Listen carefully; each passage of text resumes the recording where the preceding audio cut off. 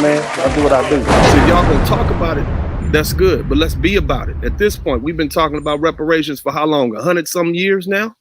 Everybody needs to pay. Everybody who had a hand in it needs to pay. And let's start where it all started from. This is what I'm saying. Now, don't be cowards. Don't be scary. Now it's time to put that work in. And all I'm asking you to do at this point is kick back and listen. Listen to what's being said. Okay?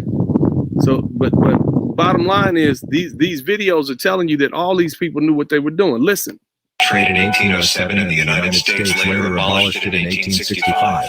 Brazil was the last to ban it in the Caribbean in 1888, marking the end of the barbarism inflicted on men, women, and children of color and their descendants. There were reported protests by West African chiefs and traders after the abolition of slave trade due to the loss of revenue. In West Africa, the slave traders were known as cabochers and they lived on the coast. They were usually appointed by the African rulers to deal directly with the European slave merchants. Did you hear that? They were the people who were capturing you were appointed directly by the African rulers. Let's run that back because some of y'all don't believe what you're hearing. So I want you guys to hear this again. Okay, this is the history that you weren't told about your African brothers and sisters. I love our brothers. I appreciate that. I love my African brothers on the West Coast and everything, but that still doesn't mean they don't owe us a debt. They need to pay us. They need to pay for their participation in this atrocious system. In West Africa, the slave traders were known as cabochers and they lived on the coast.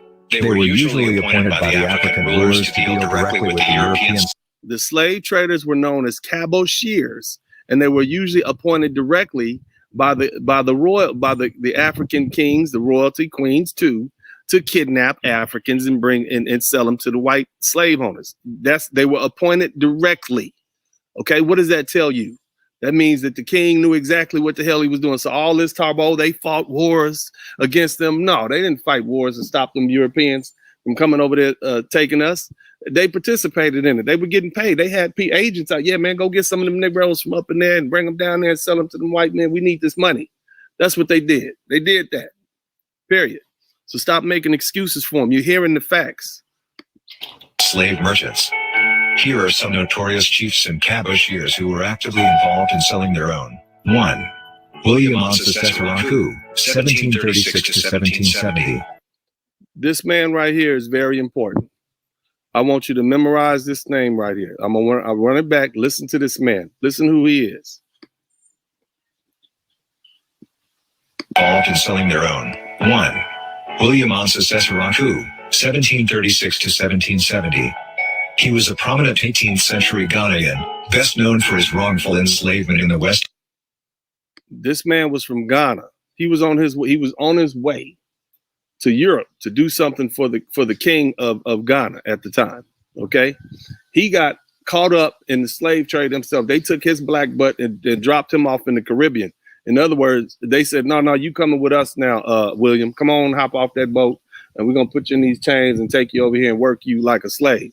So this is the king's man right here on his way to London to do some business for the king, and his black behind got caught up in the slave trade. Now listen to him. Now I want y'all to hear what happens to this man, right? Listen. Indies and diplomatic mission to England. He was both prominent among the Fonte people and influential among Europeans concerned with the transatlantic slave trade. His father was John Corinthy, chief cabocher and head of the Anamabo. His daddy was the chief cabocher. His daddy was the chief kidnapper of other black people to bring them to the Americas as slaves.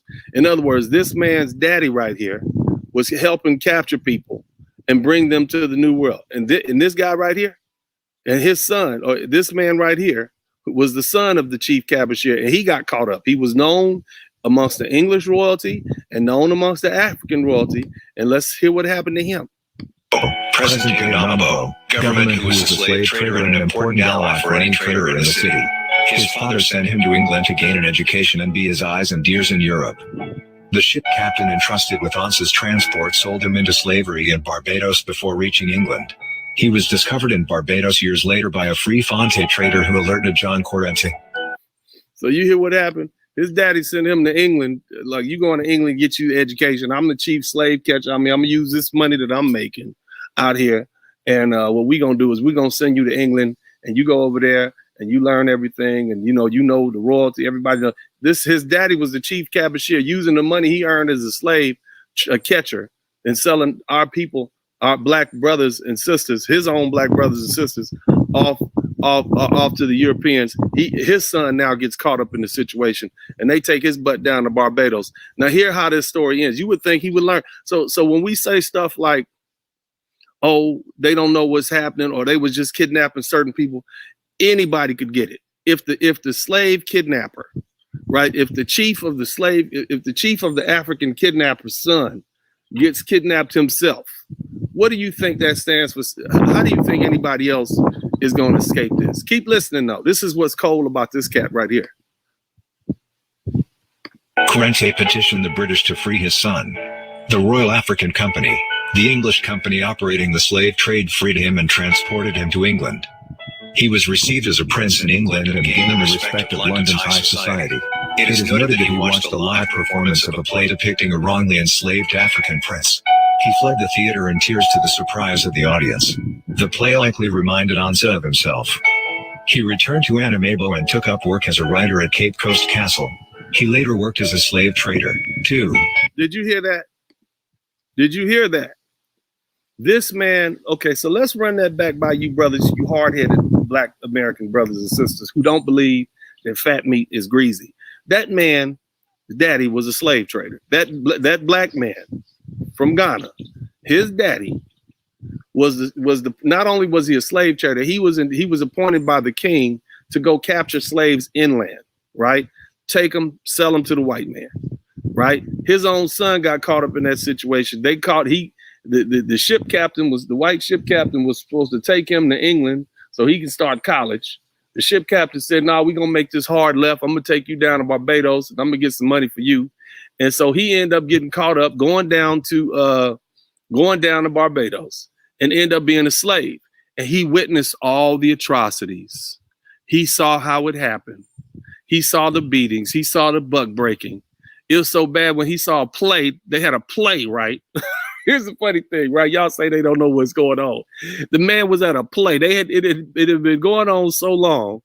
By the 1700s, they had plays, and it's like, imagine going to a movie, seeing what's going on in America, and this is a documentary, right? And then you say, well, we don't know we don't know what those slaves, those blacks are doing.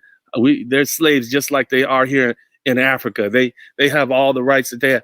They got plays about the atrocities going on over there. So everybody knew what was happening to the Africans who got captured and sent to America. They knew that they were not the type of slaves that we're dealing with in the motherland at the time. They knew. They had plays about it. That's like going to a movie telling you this is what's going on over here. And you say you still don't know? You got a man whose father was a slave catcher himself in Africa. And his son get caught up, get taken over there. And then he comes back and becomes a writer in Ghana and writes about these things and ends up becoming, and despite what he knows it to be, ends up becomes a slave catcher himself. So how can you say our African brothers didn't know what was going on? How can you say that they didn't know the atrocities that we were dealing with on the continent? This is 1700 that we're talking about at this point. How can you say that? You just sound foolish now. All you black brothers who are making excuses for you sisters and brothers who are making excuses for our African brothers, they knew exactly what they were doing. They knew what type of slavery they were selling us into. They knew it. And it's great that they're apologizing now, but they still need to pay us for the harm that was caused. They knew it. Not that that matters, because if you do something harmful to somebody and you don't know the likely outcome, oh, well, you're still responsible for the outcome. That's like shooting shooting up into the air and a bullet comes down and hits somebody. You may not have meant to kill anybody, but you still responsible for that murder.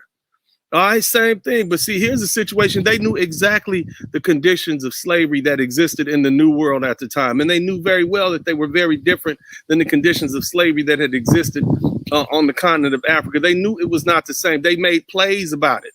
This one man who was damn near Ghanaian royalty, who was the son of the king's man, he went over there, experienced it, came back and talked about it, wrote about it, saw plays about it, and then end up being a slave of him damn self. So my thing is, why are you brothers and sisters still in denial here in the United States about what our African brothers do? They knew exactly what was going on, period. And they need to pay for that. I'm not saying they need to go to jail. I ain't saying we need to put them in prison, but they need to pay us. They need to dig into the coffers and they need to pay us.